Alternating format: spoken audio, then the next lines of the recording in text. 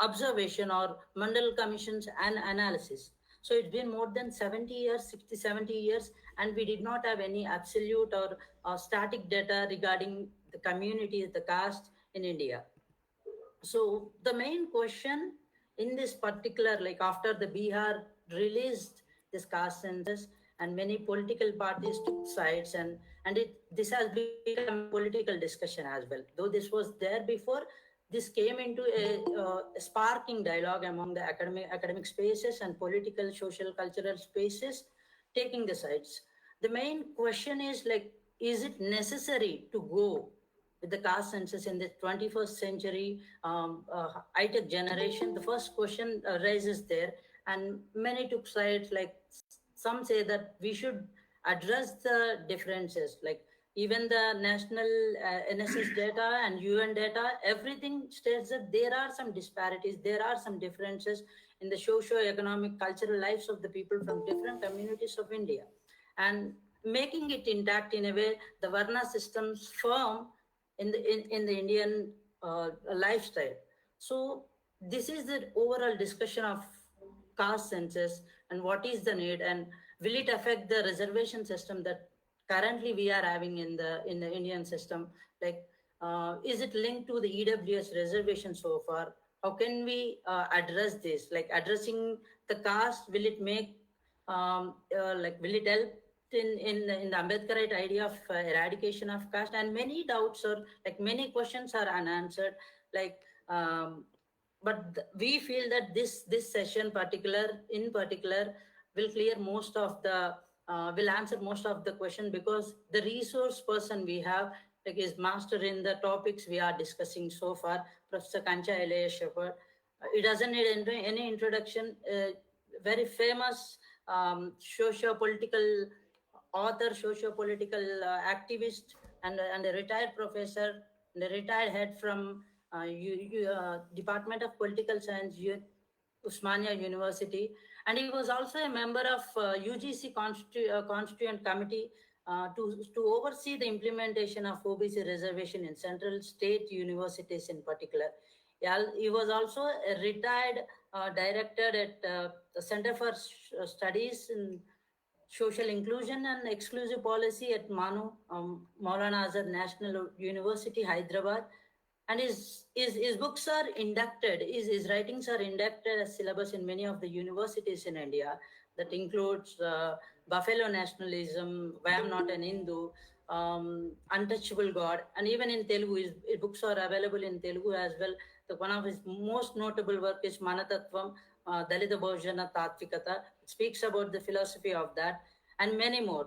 Like we are fortunate and we are privileged to have him here, and we feel that the discussion will be fulfilled, or many questions will be answered from this insightful and resourceful Professor Kancha Ilaiah Shepherd. And I would like to hand over this time to him.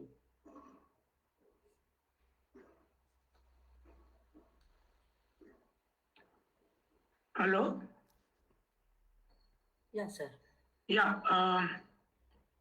Well, thank you very much, Anvesh, for that introduction of the theme of the discussion and the context in which Speaking from Margins group, which has been doing a wonderful job ever since the group launched online discussions in 2021.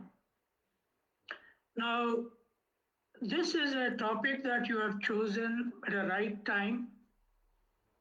It has become a major electoral discourse issue in the context of ongoing 5 state elections.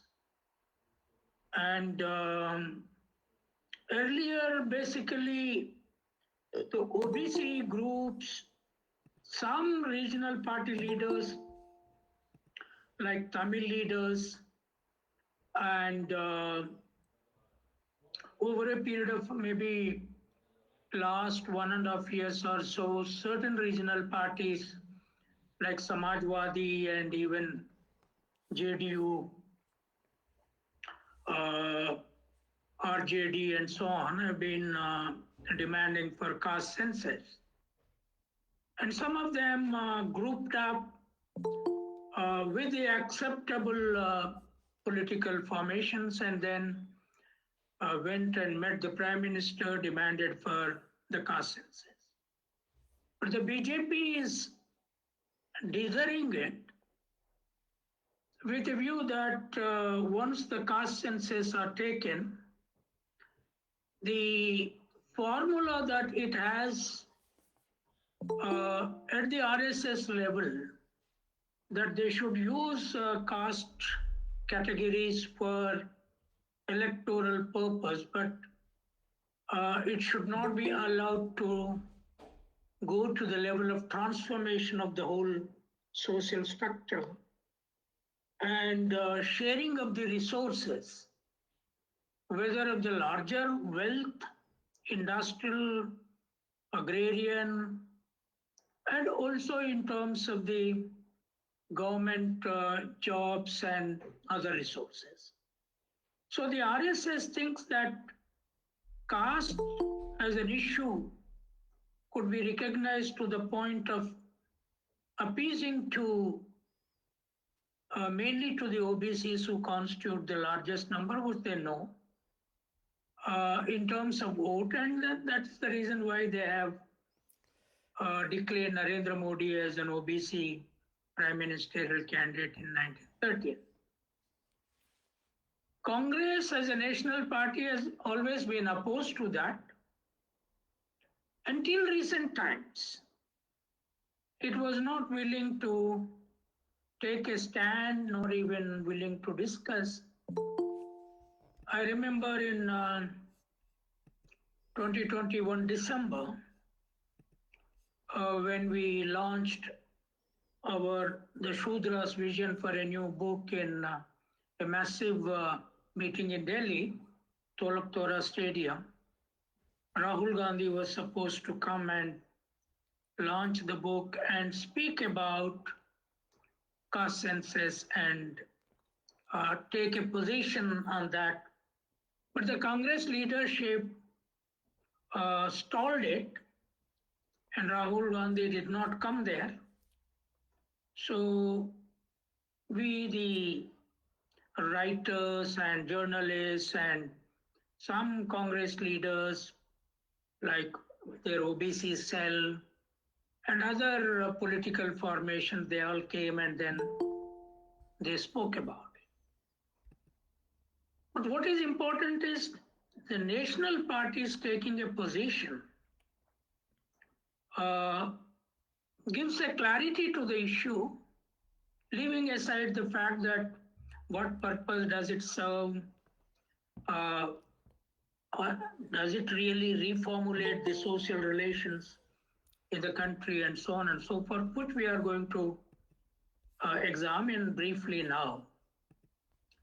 The national parties were both strategically and tactfully were avoiding caste census even after the idea of reservation, scheduled caste, scheduled tribe, minority religious caste data is enumerated. Congress did some exercise, but stopped declaring the results. So there are various dimensions in this. Now, the Congress, AICC has taken a stand, and its former president Rahul Gandhi consistently speaking about that if they come to power at Delhi, they will immediately start caste census. And in the states, wherever they are, they will start caste census. After Bihar government released the caste census data of the state, it created a stir in the political formations. Now several governments, including Andhra Pradesh government, has declared that they will collect caste census even before the 2024 election. Now, this is the present scenario, but still BJP is avoiding the issue, though they are saying, for example, in Telangana, they are saying they will have OBC chief minister and they want to have OBC gatherings, political gatherings, so on and so forth.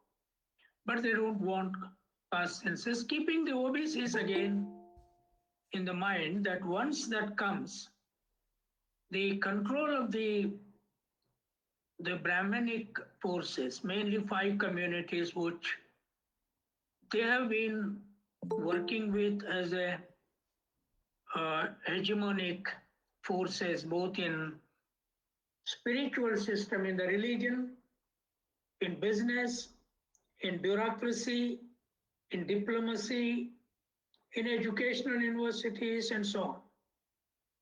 1, Brahmins, 2, Banyas, 3, Kayasthas, 4, Khatris, and 5, Kshatriyas.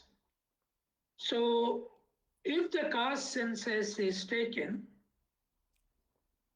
their numbers will come out, and the Shudras numbers will also come out, including Jats, Patels, Gujars, Reddys, Kammas, Marathas who are now fighting for reservation, not with the Maratha name, but they want reservation by using the Kumbi name, which was the name that they were using interchangeably between Maratha and Kumbi at the time of Mahatma Phule. So, given this, what will happen if caste census is taken? Why are they afraid? Is it just reservation, or does it have to do something historical, or does it have to do with the whole repositioning of the very caste structures and their status within the graded, unequal labor professionalism, occupationalism, and graded inequality based on graded indignity of labor. Now, you must have noticed RSS, after the debate, made 2 statements. One, that they will work for eradication of caste. Now, they are not using the word annihilation of caste as Ambedkar did, nor are they using abolition of caste as Marx did in relation to class, abolition of classes. They have come to a stage of talking about eradication, but what are the parameters there? They are talking about temple entry and water rights. The second statement from RSS Sarsanchalak is that the caste census kind of demand, or the new consciousness,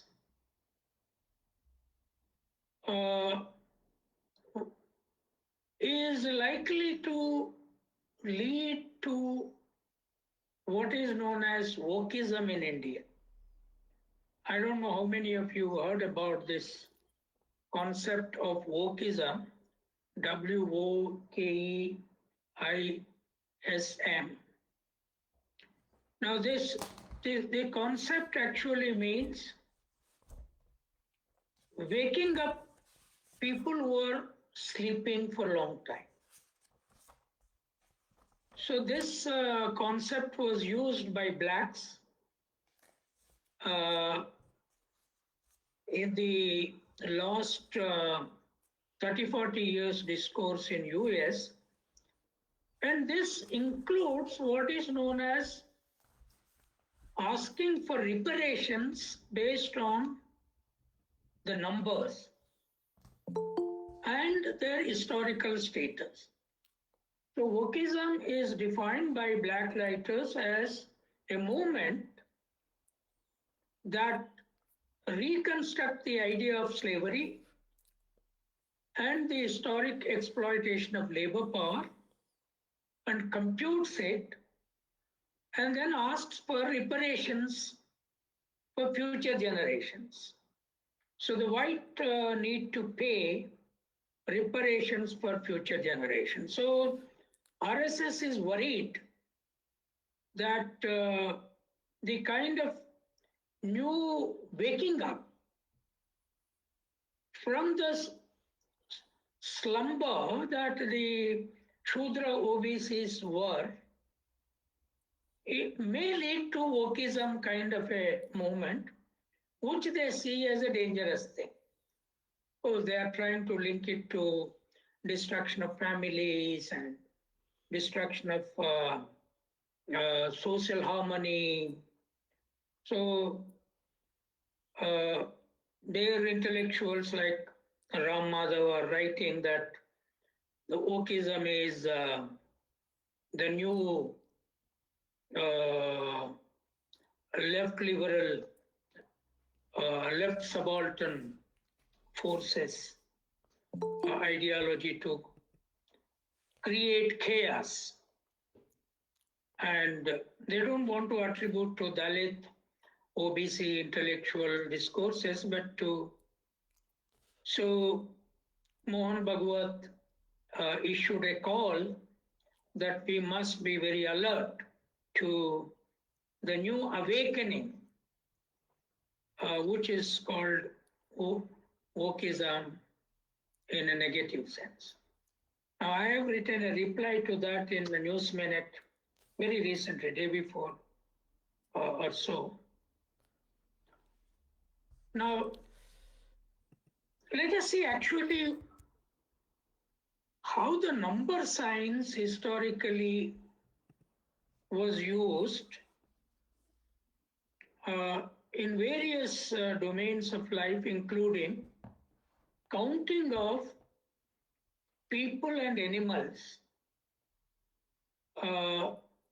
in the world itself. Now, one of the theories that the Brahmin writers have been saying is that the Vedic texts had a elaborate mathematical science, and they give the credit to Aryabhatta for composing the mathematical science, but in their entire literature, you don't find anywhere the use of numbers, whether it is Rig Veda or three other Vedas or Upanishads or Ramayana, Mahabharata. And at no point of time, till the British started in 1781 to begin with, and then 1881 as the proper census, the Brahmanic ministers, including Kautilya or others, never asked the kings to count the people. There is no such. Now, in the whole history of Brahmanic literature, numbers were not used except looking at the coins, the market money. But for other purposes, counting animals, counting people, and then relating counting to identities, whether of religion or of now caste or man and woman. This science is most unused in India till the British came. Now, what about in other countries? If you see the history of Bible, there is a chapter in the Bible in the early Old Testament itself called Numbers. And the idea of number science, counting of animals, counting of other things, numbers becoming a normal routine activity of counting, people as they were liberated from the slavery from Egypt, and they were going to their mainland called Holy Land, they call Israel. Now, whether proper census was taken at what time in the Old Testament, I have not seen, but counting is there. Even Moses' time, there is counting. But the proper census was done in 2000 at the time of birth of Jesus. The Roman emperor asked for total counting of the Roman people and the colonial states that were controlled by Roman rulers. Now, actually, Jesus' father and mother traveled from Nazareth region where Mary and Joseph were living to Judea, the Bethlehem region where Jesus was born. They went there to get counted in the census. And that's how they did not have a shelter there, and he was born in a shepherd's shelter. So in around 2000, the Roman imperial state had counted population. Now what for? Now perhaps any ruler would like to know what is the total number of people the ruler is ruling, and what is the child population, what is the adult population, what is the old population, some kind of a vague age of people will come out. In China, there is certain idea that people were being counted, but I have not seen a systematic explanation of census being taken as it was done in the Roman Empire, even by 2000, time, early 2000 years back. Now, in Brahminic history, no imperial state, such a numbers were used. Now, what is the importance of numbers?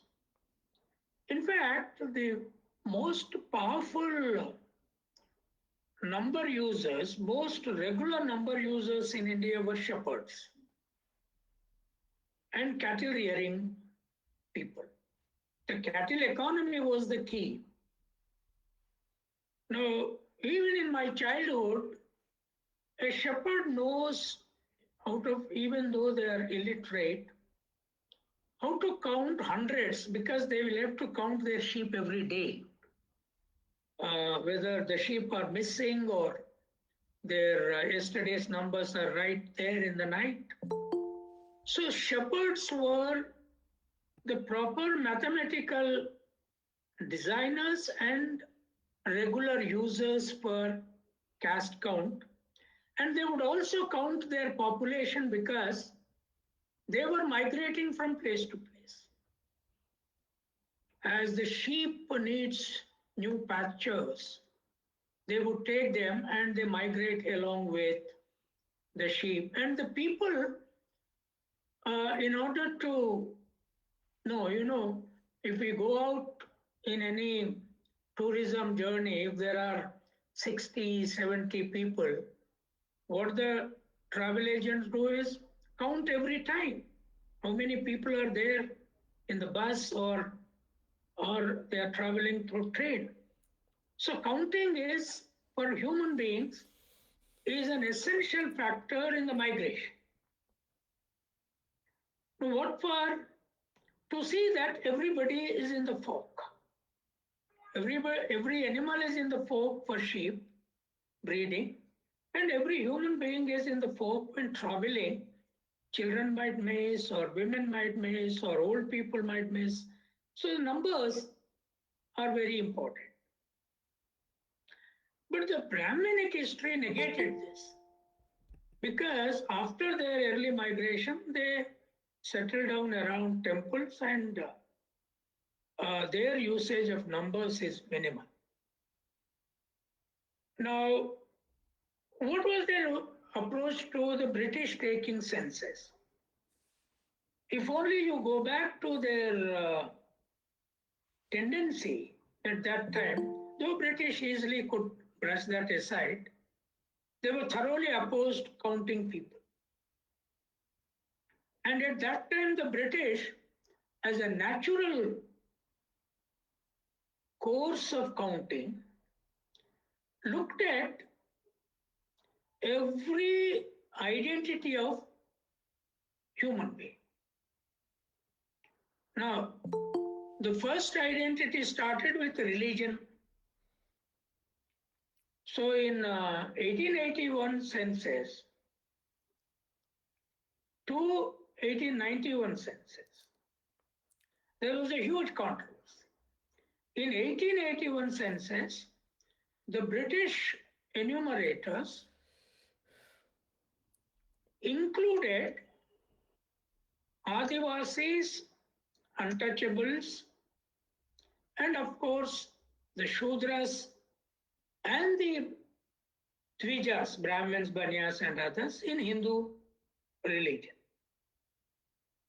And there was Hindu column, there was Muslim column, religion column, Muslims were there.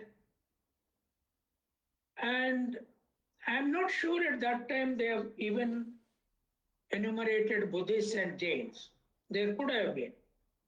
But what happened in 1881 census thereafter was that the Muslim objected to including Adivasis and Dalits in the Hindu category. There was a big representation to Governor General under the leadership of Aga Khan, who was the most English educated Muslim leader at that time, saying that, see, these are the parameters of defining Hinduism. Ambedkar has listed them out in the Who Are the Untouchables book, that whether the Brahmin priest goes to their house, performs rituals, whether cow puja takes place, whether the dakshina is given to the Brahmin priest. So by all these parameters, they came to a conclusion that neither tribals nor untouchables could be used in the category of Hindu. By using that, they have blown up the Hindu numbers. So in 1991 census, that was, I think, the Hutton Commission also. Hutton was made the commissioner, and he was asked to examine the categorical religious, spiritual status of Dalits and untouchables and Adivasis. And in 1991 census, they were separately enumerated. That was the first time scheduled tribes and scheduled castes, alternative terms were coined and they were kept outside Hinduism. And of course, later on, Ambedkar used that category, caste Hindus, which he included all Shudras, the present OBCs, Brahmins, Banyas, Kayasthas, Khatris, all of them, and the untouchables and Adivasis. Then you have Muslims, Christians,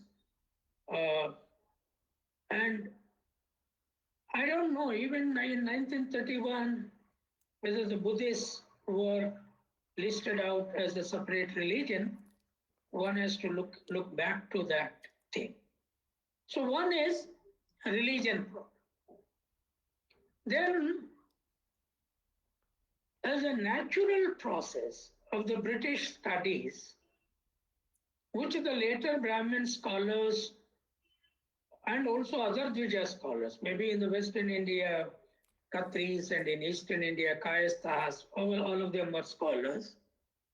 They have hidden the fact that caste differences within even what they broadly defined as Hindu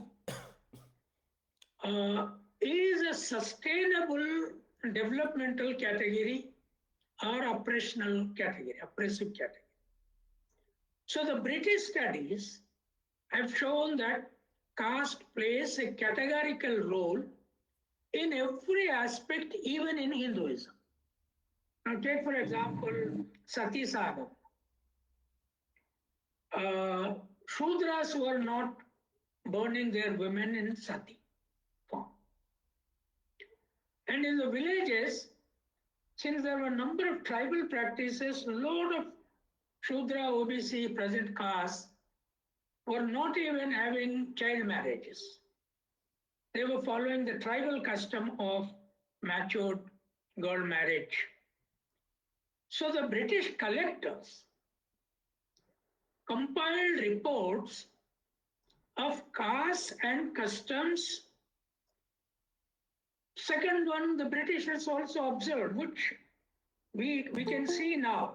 RSS is categorically dividing the society on food culture issues. You must see my latest book, just released online, The Clash of Cultures. So the Brahmins in South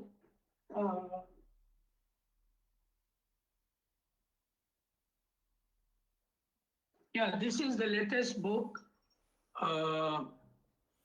The Clash of Cultures, Productive Masses versus Hindutva Mullah Conflicting Ethics.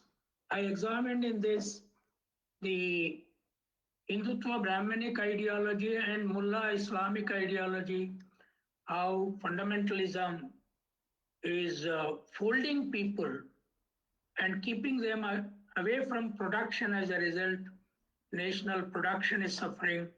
Only Shudra, Dalit, Adivasis are producing food.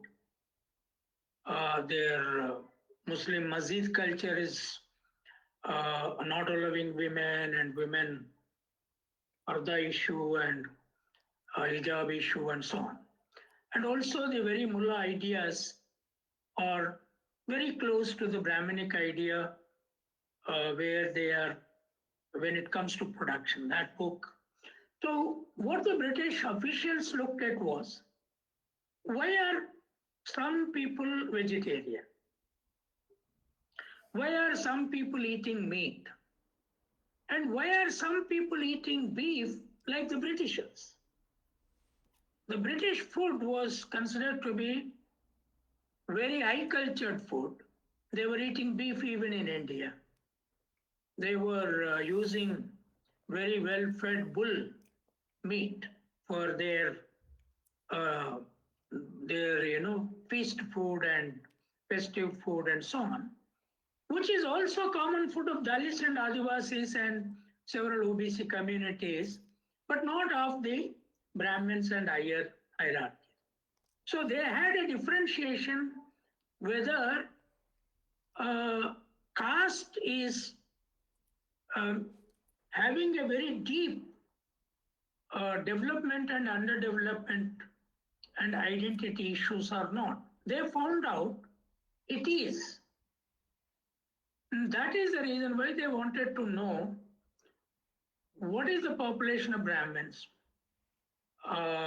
who practice a different kind of life, food, marriage, and ritualism, even though they are defined Hindu.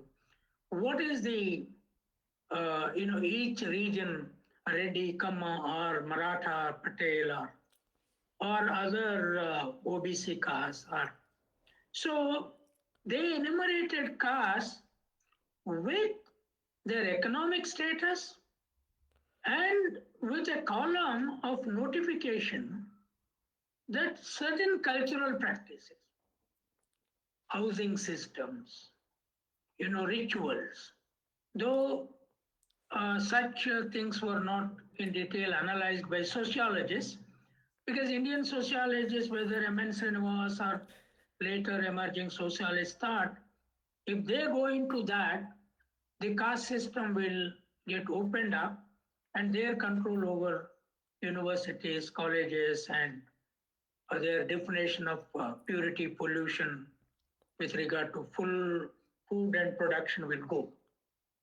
So there is a deeper conspiracy of the Brahminic intellectualism, even though they were educated abroad or in the modern best universities.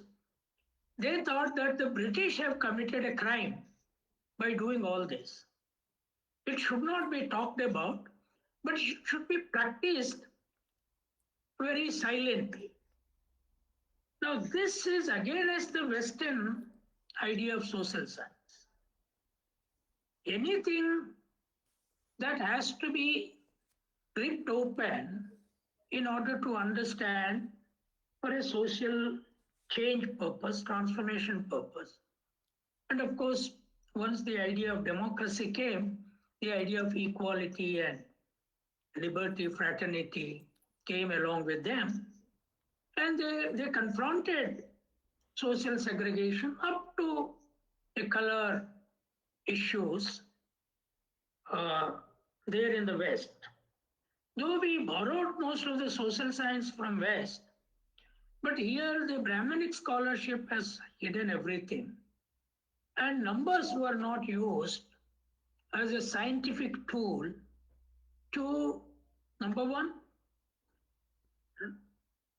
analyze the identity of people. See, man and woman are different identities. Religions are different identities. Then again, castes are different identities. And the caste identity is not merely caste identity, but it is an occupational division. If I add my end name as shepherd, it shows my occupation. I come from a shepherding community. English language has that categorical expression for occupation. Somebody is a tiller, somebody is a potter, somebody is a fisher, somebody is a washer. And whereas the castes have names like Sharma, Shastri, Banerjee, Mukherjee, except in Bengal, some Brahminic occupations like, Upadhyay, teacher, came in, but the others are not occupational related. So whereas the English language has developed to categorically put out the occupation of a family with a dignity, shoemaker, pot maker, cobbler. So they put it out into the public domain with dignity so that indignity of labor is destroyed. Now, the Brahminic scholarship does not want indignity of labor to be destroyed because they have defined modern sociology, even political science, defined, things like priesthood as or teaching as high order, tool-making as lowest order, leather is untouchable. And their madness has gone to such an extent that in most ancient times, when writing began, the best paper available was leather scroll. And since the Brahmin did not touch leather as a pollutant issue, they never wrote on leather scrolls. Whereas in Israel, in Greek, in China, the earliest writings were on leather scrolls. And they remained for a long time. Leather scroll writing was sustainable, not Talapatra writing. This is the most unscientific method of writing. And they projected it as a great scholarship. No, that's absolutely meaningless. How can you preserve a Talapatra written letter form? It will wipe out after some time, whatever liquid you use. So they have taken the madness to the extreme, and the number science was killed actually. Though they say that Aryabhatta is mathematics and all that is rubbish, they have systematically killed number science. Even today, in their ancient Sanskrit books, there is no number science involved. Let them show. At what time, at least, numbers were used to count animals, at least. Unless you count animals, how do you keep the flock? You should allow people to do that. And then you should write about how many, animals were there. Even in war, how many horses you have, how many elephants you have. That is a question of number science. So now they are terribly afraid, even though the Dalit, Adivasi, OBCs are not highly English educated, even in the regional languages, the number science issue has come out. And more so, it has become a political issue with Kanshira. We must really thank Kanshiram after Ambedkar. He used the whole idea of numbers very powerfully in a political idiom. That OBC leaders did not. Whether Mulayam or Lalu did not say that हमारा जितना numbers है उतना power share होना है या property होना है. They never said that. Number was not. Though they knew that OBCs are more in number, if they organize, OBCs get organized, but they have not formulated slogans. Based on our numbers, we take our power share and our preservation, our jobs, our wealth. They never said that. So there is a limitation in the middle rung social groups, particularly OBCs, that they too are influenced by the Brahminical idea that they don't want to go beyond a point. But now it got opened up. Once the OBCs were realized in the last 30 years, they have been given Mandal reservation after a long fight. At that time, BJP, Congress, RSS were opposed. But in North India, OBC leadership fought for it. And BP Mandal, Lalu Prasad, Mulayam Singh, Sharath Yadav, Kanshi Ram, all of them got united and they fought for it. And VP Singh had no way but implement it and go with it with a social justice. Now, what is the fear of this caste census? The fear is, the first and foremost fear is, if the numbers of Dvijas, let us say the numbers of Brahmins and Banyas come out, along with that, it will also come out how much property they have. Industrial property, how much they have, landed property, how much they have. The Bihar caste census have shown 10% of Dvijas control 45% of land. And the remaining is distributed among them. Whole range of people. Roughly about 50% land is in their hands. So if that is the land power concentration, then look at industry. Top 10 houses are controlled by 56% Banyas and remaining Brahmins. Hardly any Shudra is there. Even the richest Shudras are not there. Jats, Patels, Marathas, nobody is there. So that will come out. Number two, Now, of course, Rahul Gandhi is saying that out of 90 top bureaucrats in the central secretariat, only 3 are OBCs. And maybe 4 or 5 are Dalits. So why is this? And then ambassadors. So every caste will come to know exactly what is their number. Then the number game of assertion reaches every house and village. Now that is the danger that RSS is seeing. Now it will lead to a new demand, new power share, new property share, new business share, and the wealth of the temples. Tomorrow they will ask, oh, these are our numbers, and only we are not there as priests in the temples. They are building Ram temple. There is a Tirupati temple here. There is Jagannath temple there. Huge amount of wealth will get accumulated. Who will control it? Priests will control. Where are the Shudras? Where are OBCs? So every structure of wealth and business, all will get counted along with caste. Now, this is the power that Congress used through caste means without telling the numbers, without allowing the caste debate in the name of secularism and pluralism. Now, look at liberal intellectuals now. They have completely gone out of debate.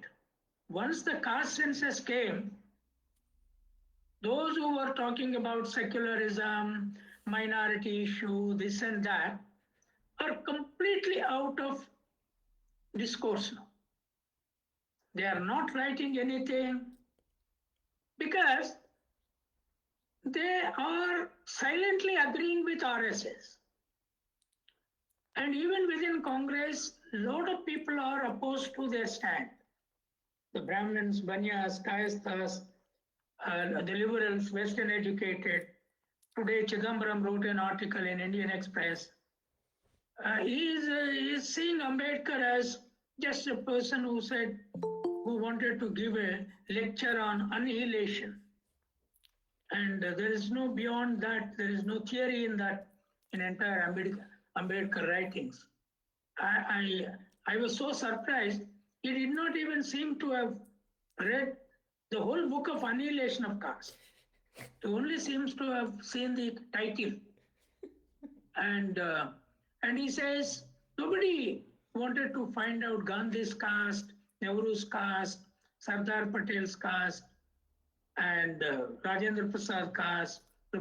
No, Ambedkar was after them.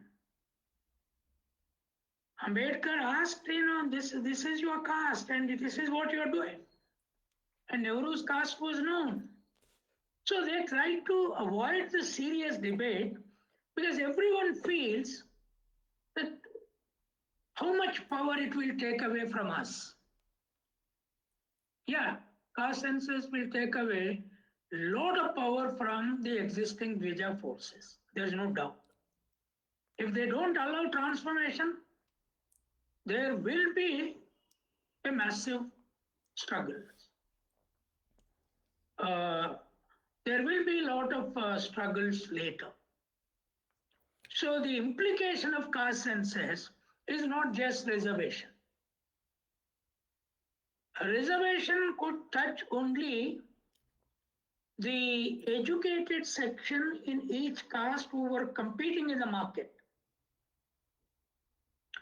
Even in OBCs and Dalits, 80% of masses are still in agrarian, rural schooling, regional language education, where they could not compete with the Dvijas in higher level forces, education, employment, private sector, and so on. But once the numbers issue comes, it will go to every house, whether semi-literate or agrarian labor, because what is your caste number, they will know in the state or in the country. And if castes are converted into occupation with English names, they will know in the nation itself. If all shepherds have shepherd name and define their occupation as shepherd in English, because in Telangana they are called kurmas, in UP they are called Pauls, somewhere they are Gadarias, somewhere they are something else. We don't know what their occupation is. So once occupations are listed, then if the English names are attached, finished. Their hegemony will collapse like a bunch of cards. So caste census is related to the history of science, of numbers. And then the Shudra category will come out categorically. What is the number of, say in Bihar, for example, Brahmins, Bhumiyas, and Kayasthas are Vijas, and the remaining are Shudras, including Kurmis. So this is the historical division from Rigveda to now that will come out. So they can't use Jats or Patels or Gujars as part of the Brahmin general category and not give them anything anywhere else. Even in JNU, Delhi University, or in Bengal, the situation is worse. 3 communities take away everything: Brahmins, Kayasthas, and Vaidyas. These people take away everything. Some they will give Muslims here and there, because Muslims were rulers once and they are organized into a religion. So caste numbers once come out, it's going to bring about RSS is right, saying that it is wokeism. Yeah, it will awaken this sleeping mass. And they will ask reparations as well. Why not? How much labor that the Shudra, Dalit, Adivasis contributed for development of this country? Today, how much labor they are contributing? How much labor Dvijas are contributing? What is their role in production? What is their role in basic army? What is their role in building the nation? And how much wealth they have? How much power they have? This will have to be counted. That's what numbers are meant for. And caste becomes the key central area around which the issue will be debated. Muslims have to become aware of this. No, I am worried about the Muslim society also. And that is the reason why I wrote this book. You can see the cover.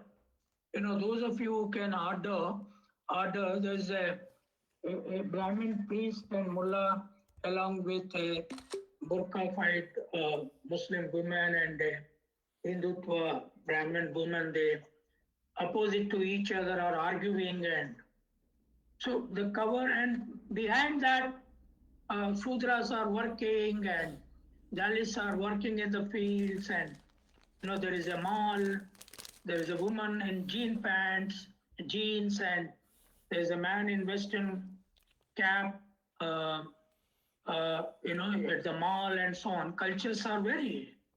So what is the cultural conflict now? The numbers will tell how many of them are vegetarian, how many of them are vegetarian. How many of them eat beef as an Islam? Is beef only a Muslim food? That will come out. What is there? So every aspect of human culture, identity, has to be enumerated. And once the numbers come out, then the social science discourse completely changes.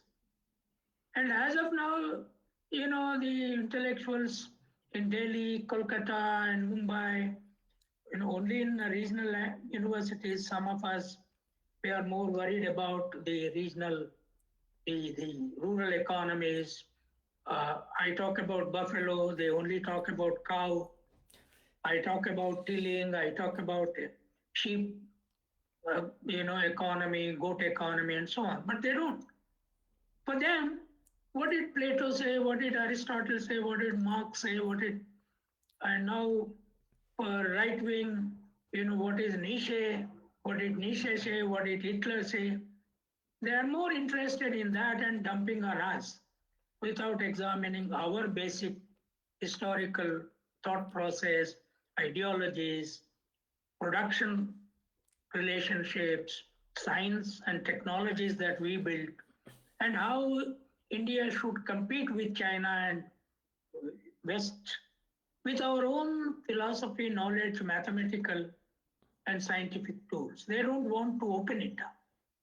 I think once the numbers come, along with numbers, English medium in the villages, in government schools. Jagan Mohan Reddy started in Andhra Pradesh, complete English medium. Now is caste counting. I'll tell you that state will bring about a revolution. Caste counting, it is changing the whole welfare discourse and transferring money to mothers' accounts.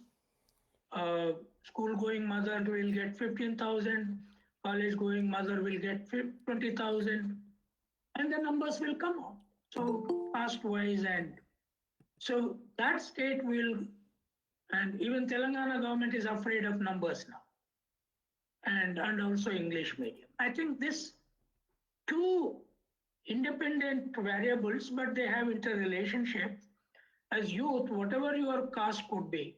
See, we have not chosen our parents or our caste to be born in this and brought up in these families. It is an accident. Or those who believe in divine, dispensation. That is what is known as providential. So we should not be afraid of opening up science. Like, the Sanskrit literature was terribly afraid of science. There's nothing in that Sanskrit literature what is called science. Whether God is a worker or not, whether human being was producing food or not, or they were only doing war all the time. No, books cannot be about war, whether dharma or adharma, whatever it is. So we deal with the numbers as science, numbers as production, numbers as transformation, numbers as a revolutionary instrument. That is what the caste census will do. Hopefully, your discussions involving various Central University youth, young scholars, particularly from social science and natural sciences, will have to really engage with this debate. So I'll stop here. We can discuss. You can ask questions and give your comments, opinions. Okay. Thank you, sir. I think the floor is open for questions now. Hello. Yeah. Am I audible? Yes, yes. Good evening to all of you. Sir, how do you see the urge for caste census and the Baba Saheb Ambedkar's project of annihilation of caste? Second, India is caste-based society, and we belong to or convert to any religion. We cannot escape from caste identity. Then the question is how to eradicate caste system. Thank you. No, Ambedkar's project of annihilation of caste is a long-term project. It is as long-term as the abolition of class in the global sense. But what we have to grow through is first establish identities on an equal basis. See, somebody is a chamar, somebody is a kablo, and his caste is known as, let us say, chamar in UP or Madiga in Telangana. Somebody is a carpenter. with some name in each state. Somebody is a pot maker. Somebody is a priest, or somebody is a school teacher or college professor or whatever, university. Now, first you have to bring equal respectability to all occupational work. This is related to caste equality, not annihilation or abolition. Somebody is a cobbler, somebody is a priest, and they are equal. A day will come, if both of them are in the same religion, a cobbler son or daughter can become a priest in the temple. A priest son or daughter can become cobbler in the field. That exchange of occupations will have to take place. Now that is possible only when you equate first. For example, a man's job and a woman's job. So long as you keep higher and lower, man does not want to get into kitchen as long as it is an undignified work. But if the kitchen work is paying in the hotel, much better pay than your software, men are competing in the cooking work. But that value has to be changed theoretically as well. So whether man-woman inequality or caste inequality has to be first addressed through its occupational base and first equal respect. And there is another problem here. In class, you don't have the problem of food culture, ritual culture. Whatever your food, religion does not ask, religion does not prohibit in, let us say, the Western sense. In Islam, let us say the pig meat is prohibited, and that in my view is wrong. I mean, like the beef here and the pig there have created these fundamentalisms have a problem. If you want to use this, you use that, and you talk to Allah the way you want to talk. Let them talk to their God the way they want to talk. But each food culture has to acquire equal status, respectable status. You may not eat, but you respect. So work, food culture, ritual equality. If you are in a religion, you read that 2 articles which I wrote as a reply to RSS, eradication of caste, one in Wire, the other one is in the Federal. I said the eradication of caste has to go through 4 stages. One, since religion is a fact, if the RSS or anybody, secular liberal fellow is thinking that he is a Hindu, he must simply ask that whether a Dalit or an OBC, if they are within Hinduism, they should get the right to priesthood. All your book conditions have to be redefined. Whether it is Vedas, whether it is your Agama Shastra, whatever, you redefine them or you rewrite them, that is no question. Similarly, graded indignity of labor has to be dignified. Somebody is doing leather work in a village, somebody is doing pot making.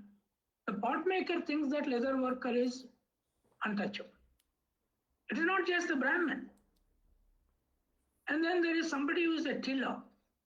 He thinks that pot worker is lesser and shoemaker is much lesser. And then there is on the top, the Brahmin priest. Everybody recognizes him as the ultimate topper. Now this has to go. When that goes, where is the way? How does it go? Ambedkar has not elaborated. It goes with the fact that a shoemaker, one of the shoemaker family's members, he becomes the temple priest and goes back to the house every day, where there are still shoemakers or pot makers. This is second. Third is intercaste marriage. Ambedkar got intercaste marriage at the late hour. But we don't know whether Savita Ambedkar was a vegetarian and Ambedkar was eating everything. He was in the West and so on. So how did they adjust their food culture in the kitchen? We don't know. There is no written evidence. Either Savita has become like Ambedkar, must be eating everything that he was eating, or Ambedkar adjusted to vegetarianism, or they respected each other's food, cooking both. We don't know. Food culture is very critical in eradication of caste. And intercaste marriage takes place with that dignity of labor question, dignity of food question. Because imagine a beef-eater Dalit and a pure vegetarian Brahmin girl or boy, they get married. The kitchen is a problem there. So you need to either, because childhood training is happening there. Dalit is being trained right from childhood to eat beef, meat, and whatever food they were getting because they don't get food. Here their children are fed only with vegetables, ghee, and this and that. So how can children change later? It is not their fault. It's not their choice either. So food has to go into. The final is the question of education. National one language education. And we should not be really worried about what happens to your Tamil, my Telugu, or no. Ultimately, all people must speak one language, and that should be preferably the best universally available. Now we have English. We should take up a campaign for English medium education for all as an anti-caste national language formula. So this regionalism has to go. It can be an administrative unit, but it cannot be a linguistic unit. So these are the things that we need to. So caste census will feed into this. How many intercaste marriages are taking place? Chidambaram says a lot of intercaste marriages are taking place, but we don't know. They don't count. So there is a need to be counted. But what was he doing then? So he was Home Minister at that time. That is the problem. So anyway, now that the debate has started, we should open it up. Yeah. Thank you, sir. Any other questions? They can raise their hand and.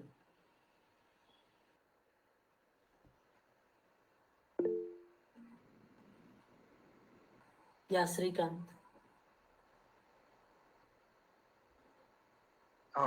Yes. First of all, thank you, sir, for this your wonderful talk. And I just want to ask your opinion on the recent triggering issues is in IIT Delhi and IIT Bombay.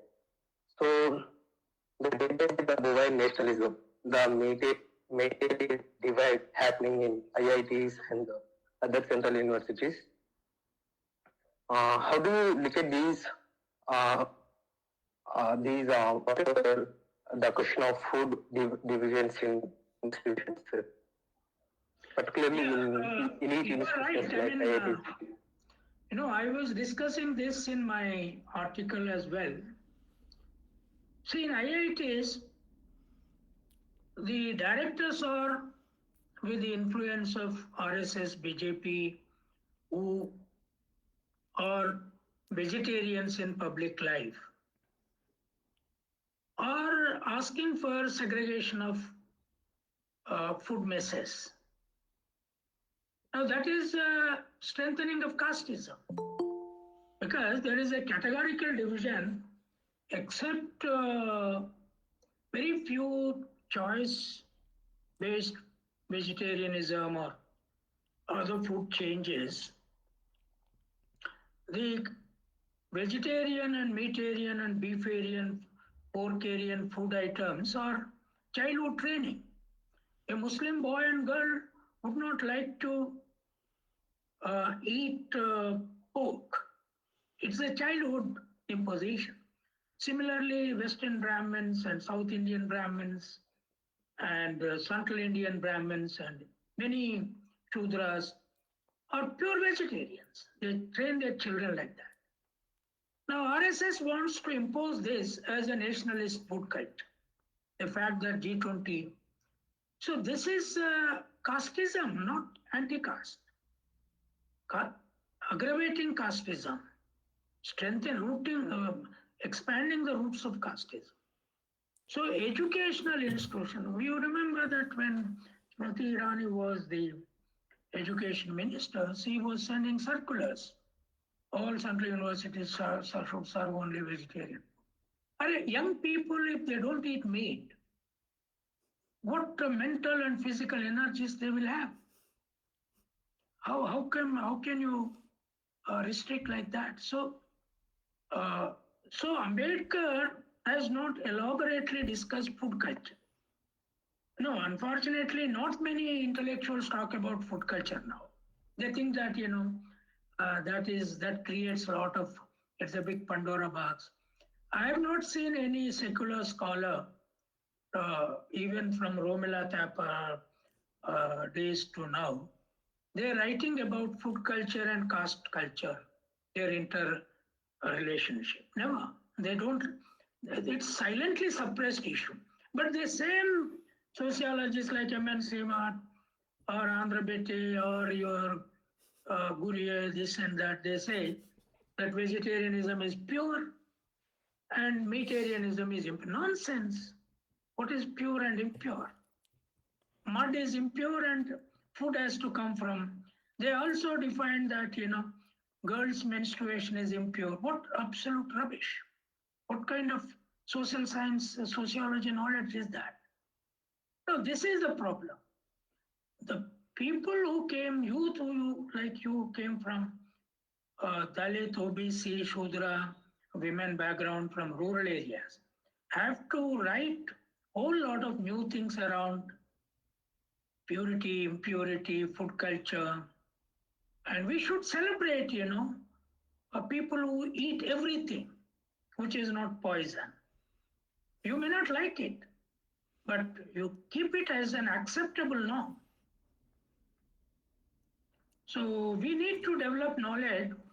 So it is wrong to think that Ambedkar answers everything written in his books. No. These are new questions coming up. How does Ambedkar know that the whole world will be fed by BJP government vegetarian food in G20? And every time that was not happening. Though he was a Brahmin, he was not doing that. So it's very impossible to, I think, to imagine what kind of, cultures will emerge in future. It is we need to do it.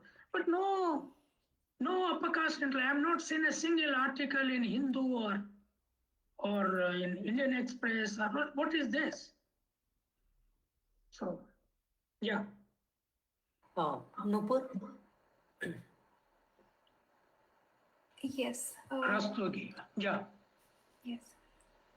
Thank you so much, sir, for your insightful lecture. So I just wanted to understand. So while we understand that caste census holds strong potential for completely upturn the current political scenario and the hegemony of the dominant, I just wanted to understand, will it have also implications for the solidarity of the caste, for example, Dalit and OBCs among themselves? Because on the basis of the number of people who are there, and then reservation based on their numbers. So is it not like meritocracy similar to meritocracy, and this will have implications on solidarity of the people among themselves, caste and subcaste?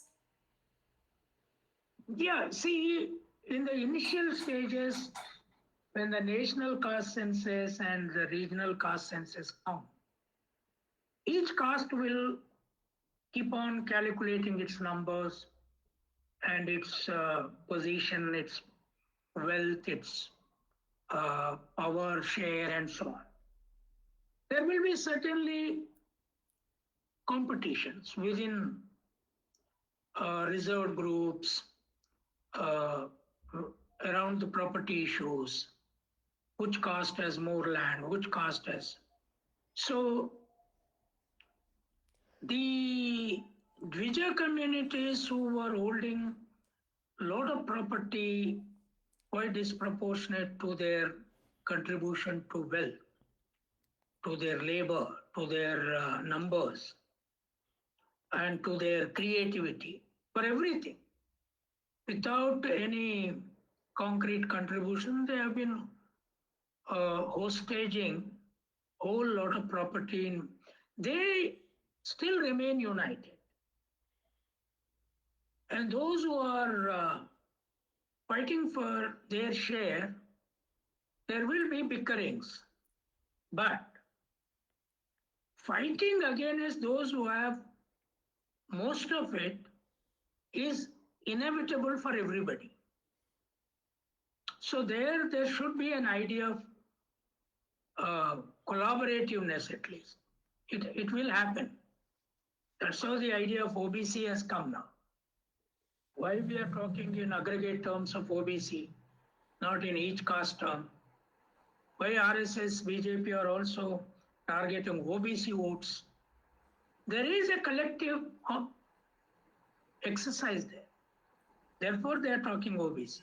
They're talking Dalit. They're talking women. Why are they giving women reservations? Do they think that all women, Brahmin women, will join hands with Dalit women or Shudra women or OB? No. But there is a collective action somewhere, something happens. So we need to depend on that fighting for share, collective action with a divided approaches. Somewhere will be there.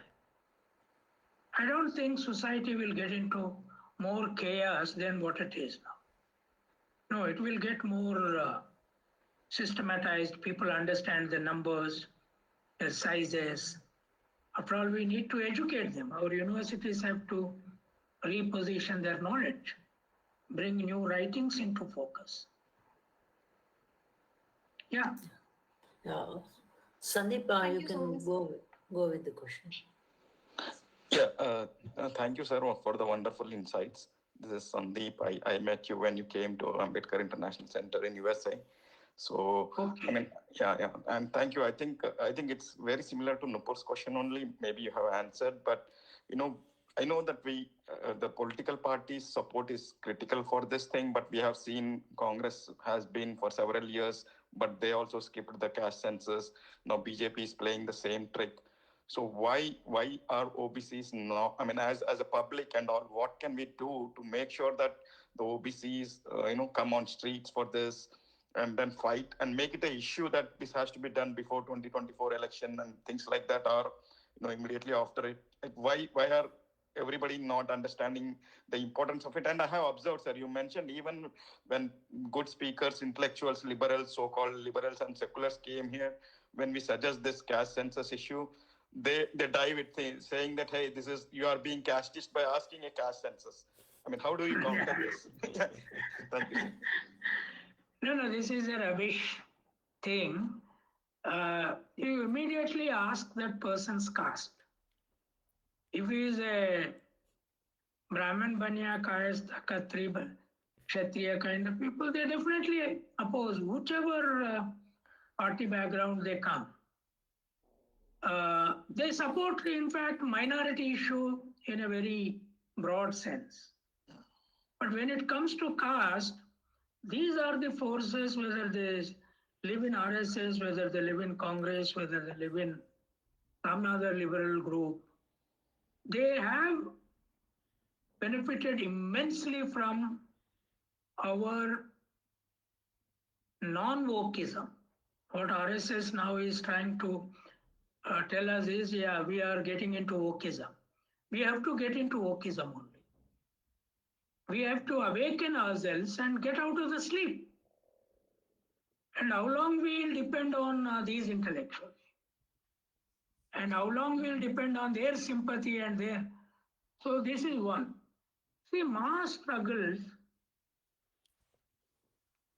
take place only when intellectual debates start and deepen among highly educated intellectuals of those castes, those communities or classes.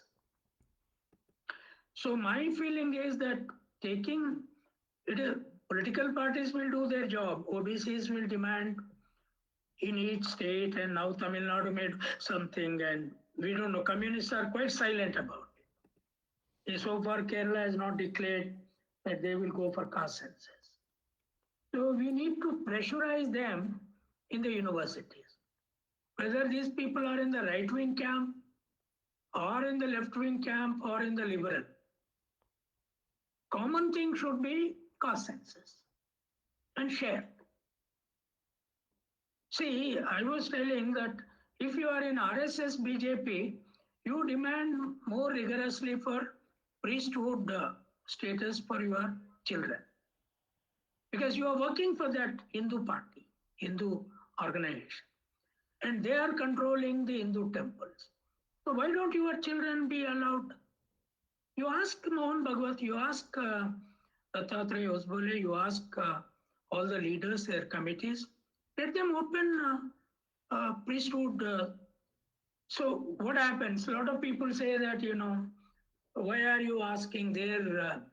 No, that is a question of transformation. Once you overthrow Brahmanism from temple, then the renegotiation with the God takes place. Islam, for example, is suffering now from a major problem that they don't want to re-examine what is said in Quran,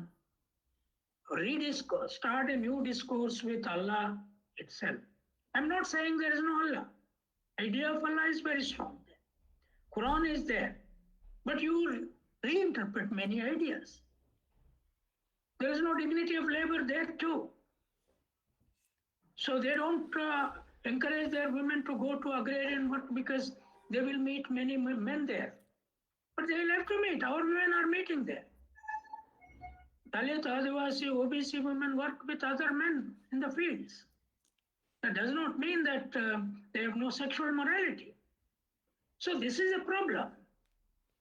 So it is Muslim intellectuals will have to raise very serious questions of equality, openness, democracy within the religion.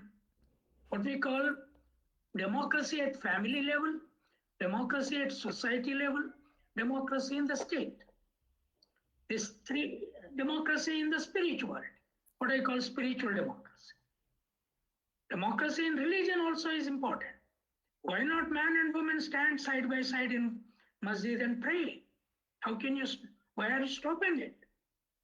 Now, if you stop it, RSS will strengthen, showing that RSS strength is coming from Muslim, foldedness, communal tendencies, increased communal. They are not opening up in competition, they are folding up. That is my worry. If Shudra castes send their children into sheep breeding or cattle rearing and only regional languages, I'll get upset. Send your children into English medium. All Muslim women should get English medium education. So we have to put the whole religions, castes and individuals to a competition. Very positive opening up situations. So I may not go to Hindu temple. Because I said I'm not a Hindu. But those who are Hindus, Shudras, Dalits, Adivasis there, what should be their question to RSS? Those who are working for Ram temple all these years should demand that we should become priests there. then the Brahmin power collapses. They would begin to think, why did we start this movement at all? That is not what they expected. They expected that they will rule a bigger world and control the Shudra Dalit Adivasis, showing the Muslim minority problem. Now you have to bake the cordon. Yeah, next. Okay, thank you, sir. Pokraj Roy, you can go with the question. Yes. Can you hear me? Yeah. Yes. Thank you for your talk. You mentioned English language education, and while I agree with your point, for example, in Bengal, I think it was Jyoti Basu who abolished full English language education in state, public education. And it is an example of hypocrisy because his children went to more advanced English medium educated schools. So that obviously shows in this imbalance of power. However, within the English medium education, there is a kind of, I wouldn't say imposition, but there is a kind of lack of work towards a utopia. Like there is a kind of quote unquote castelessness before the work towards eradicating it or addressing it begins. So, what would be like the steps or the kind of rough roadmap in terms of English language education working towards rather than against elitism, which is a derivation of casteism? Thank you. No, this is a very good question and a very practical question. And Bengal is a very useful example for this. The Bengal Brahmanic Bhadralok, the three castes have very deceptively oppressed, whether they were in Communist Party or North Trinamool now, earlier Congress and so on, educating their children in English, that too in westernized English, Western institutions, and denying that very idea to the Shudra, Dalit, Adivasi masses of Bengal and Muslims also. Even the Muslim elite like Maulana Azad, who was self-educated, but was a good English scholar, they never opened that to the masses. The reason is that they knew that once the whole state speaks one language, which is a global language, hundreds of new writers will come. And the communists were more deceptive in this than anybody else. They became more anglicized and they have not properly Indianized English education and rebuilt the vocabulary around Indian production, even the LKG, UKG books. See, why should we teach A for apple? Rural children don't know apple. Or A for B for bat. A can be A for ant, B for buffalo. So, see, there can be a remodeling of English based on our production ethic. All our names are there, all our grains are there, all our food cultures are there. So, a lot of, but English as a chain continuity is very important. So, in all states, left Congress and now BJP more. Now, BJP is doing a very horrendous thing now. It is allowing its top industrialists who have lakhs of crores of wealth to open world-class English medium schools for the business elite, for the Brahmin elite, and not allowing English medium in government schools. Prime Minister talks about mother tongue. Home Minister talks about mother tongue. They want to pressurize the rural. So it is for us to re-educate our masses, constantly show them where they are sending their children. Bengali, through the Mai shows, the Namsudras, the Shudras, would have asked, why are these Brahmins and Kayasthas putting their children in English medium and not opening up English medium in villages when communists were ruling? That should have been a major agitation. They went by their slogans, only Baradari and then, the land question, wage question. Land wage does not improve their history. So now, that's the reason why we started 5th October 1817, William Carey and Raja Ram Mohan Rai starting first school as Indian Education Day, Indian English Day, and we celebrate that day every year. We need to start altogether new movements without any education. If you start celebrating Indian English Day, putting the images of William Carey and Raja Ram Mohan Rai, will they oppose in the universities? If they oppose, you start a debate. And it was Savitribai Phule who wanted us to learn English. And Phule appealed to our, at that time, the Marathas to learn English, give up Marathi language. So we need to start new movements as young people in your regions, in your states, in your colleges, universities. Spread the idea. Yes, English has become Indian. We all must study in the same language, schools and colleges. One language, one course content. Along with English, there must be a heavy dose of dignity of labor teaching. So write lessons about tilling the land, washing clothes, cooking food. All small things which Brahmins never considered worth writing a lesson or an essay or a poem. They never wrote a small essay on buffalo at all. So I started that, buffalo nationalism campaign. I still remain a loner in that. No Bengali writes about buffalo, whether Dalit or no Maratha Dalit writes about the greatness of that animal. They don't counter cow nationalism.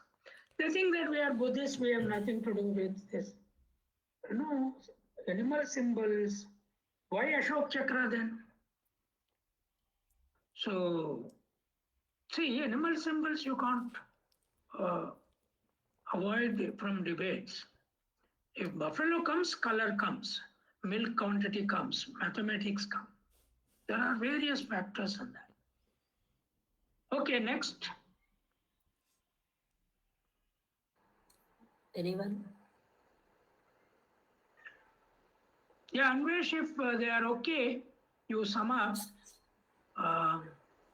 Yeah, okay, sir. If there are no one to ask, I would like to ask a question, sir. Yeah. We are talking about caste census, sir.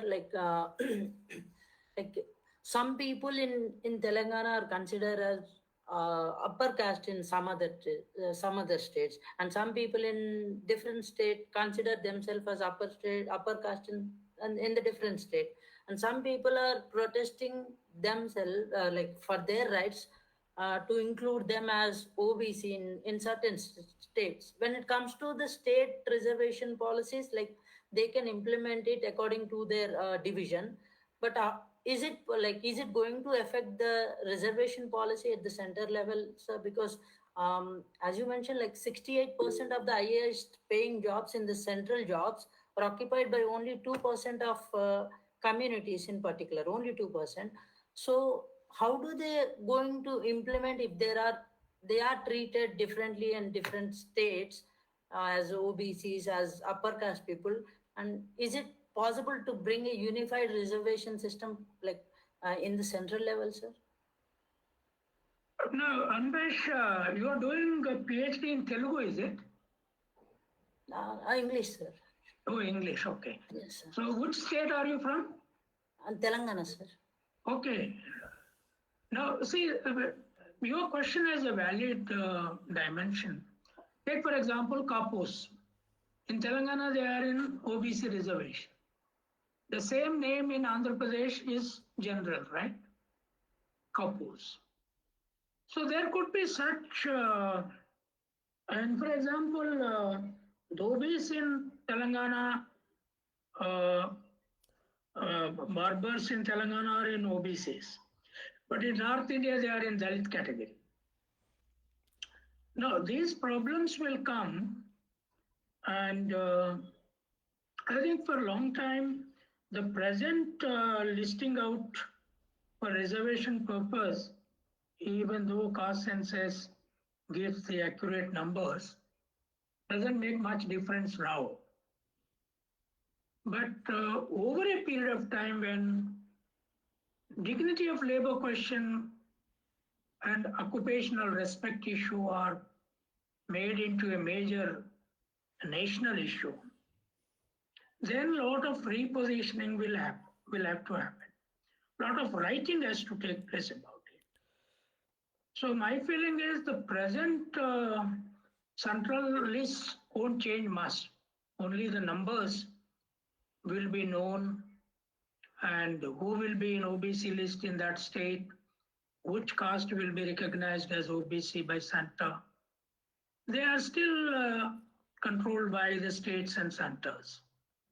Numbers immediately do not make.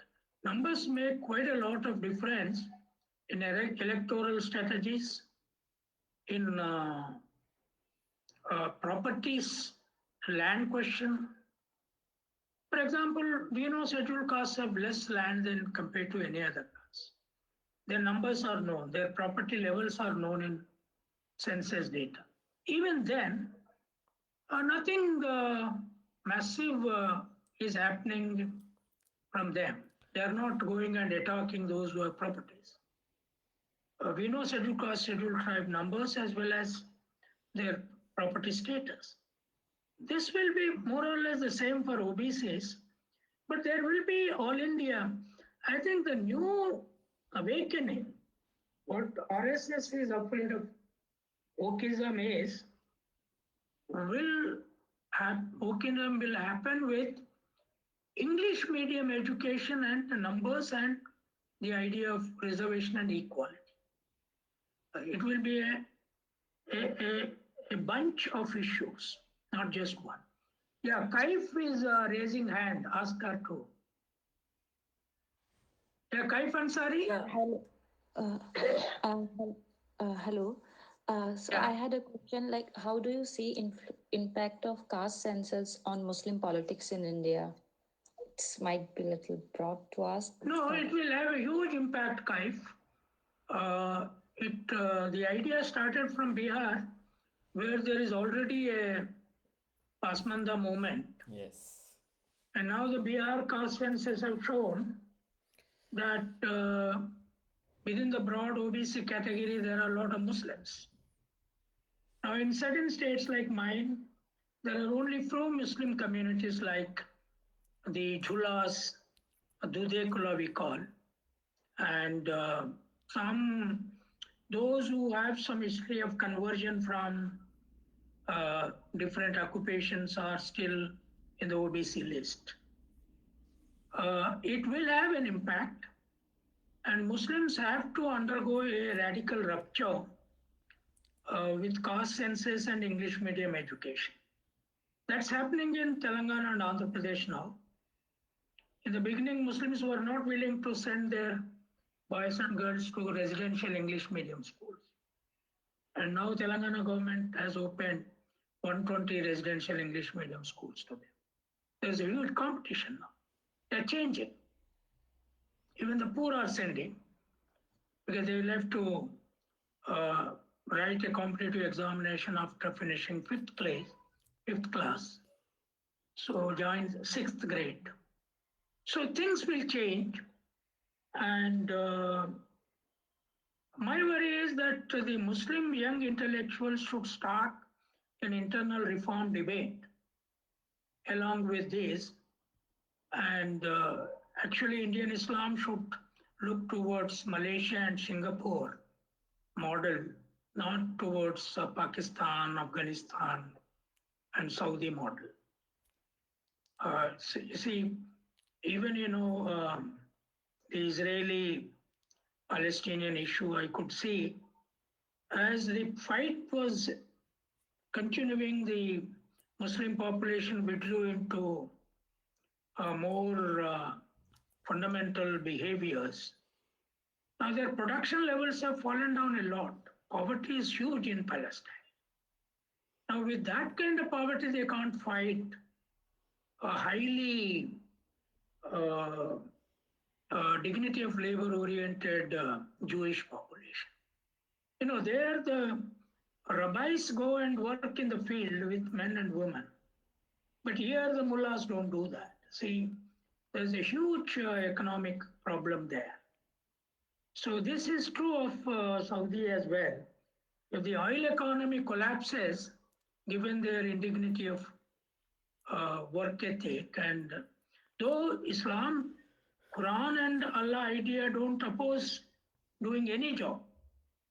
A lot of Muslims are leather transporters, butchers and barbers and washing communities. But they don't have literature to, constantly remind youth that we have this culture and we need to put our women and men together to work. So that is a major difference. And yes, caste census will have huge impact on them. Hopefully in the next 50 years, a lot of changes should come.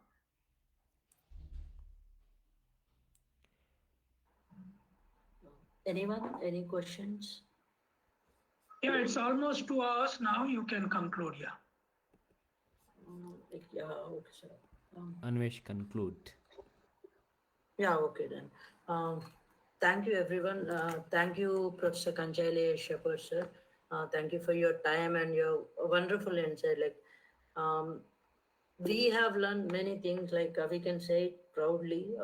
We got to know about the census system, actually, that was emerged from the King Herod time in biblical times, and you have mentioned that, and it was a resourceful and insightful one. Thank you very much, sir, from on behalf of speaking from Argent team and all the participants. And each and every participant, thank you for your time.